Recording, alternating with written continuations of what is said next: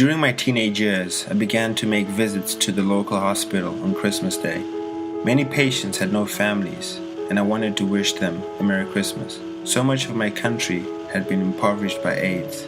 Even my close relatives were swept away by this disease. After graduating from high school, I was offered a soccer scholarship to the United States, where I would graduate with a biology degree in order to pursue medicine. I would soon discover the impact volunteering has in people's lives. Early on the morning of Monday, August the 29th, Katrina finally hit New Orleans, roaring in with terrifying force. As part of a small group put together by a local church, we went to Biloxi, Mississippi, and as a result of seeing this devastation, my desire to be part of a solution was accelerated. Glad you guys made it, and thanks for coming out to support a good thing.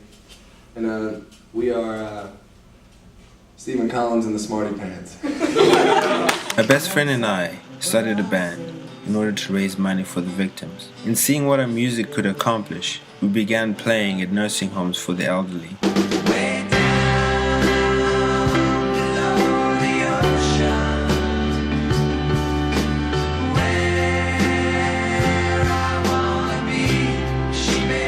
Well, the audience seems to be gathering. What are your expectations of tonight's performance? Just looking at yesterday's concert, we did a pretty good job, and we're just going to carry that confidence over to today, and hopefully we'll have an entertaining show for you guys. We even reached out to the homeless community, where we lived among them and played music with them. This allowed us to share our story and understand theirs. Like I said, it's hard, but you have to make do with, with whatever, what I'm saying, so.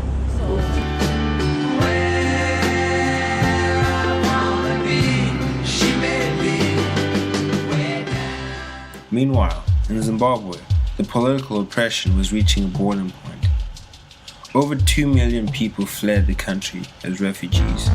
This included my mother, who went to the United Kingdom. Mr. Mugabe argues that he's simply righting the wrongs of colonialism by redistributing farms. The policy has driven many white farmers out of the country, and despite the formation of a new unity government, farm attacks and invasions continue unabated in Zimbabwe.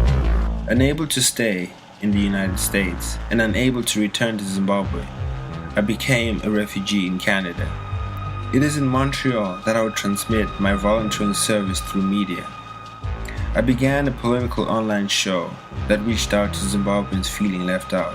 HIV/AIDS has had a devastating effect in Africa, with an estimated 24.5 million infected in sub-Saharan Africa. Soon, I would convey the message of hope through short films.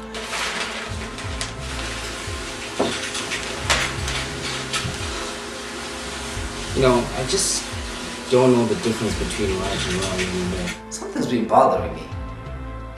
No, we have a new president now, and this guy is loved by the masses, of all kinds.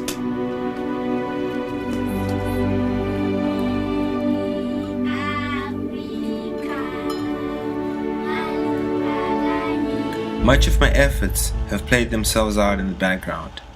Yet my consistent desire to be part of a solution has never changed. In 2013, I became a Canadian citizen. By this time, my volunteering service had consolidated to looking after an autistic boy, Aaron. And for 2 years, I went from being a volunteer to being his friend. Being a citizen has now allowed me to pursue medicine again. I was born to make this world a better place, and all that I've journeyed through has helped make it better. I hope it is through medicine at your school a new chapter will begin.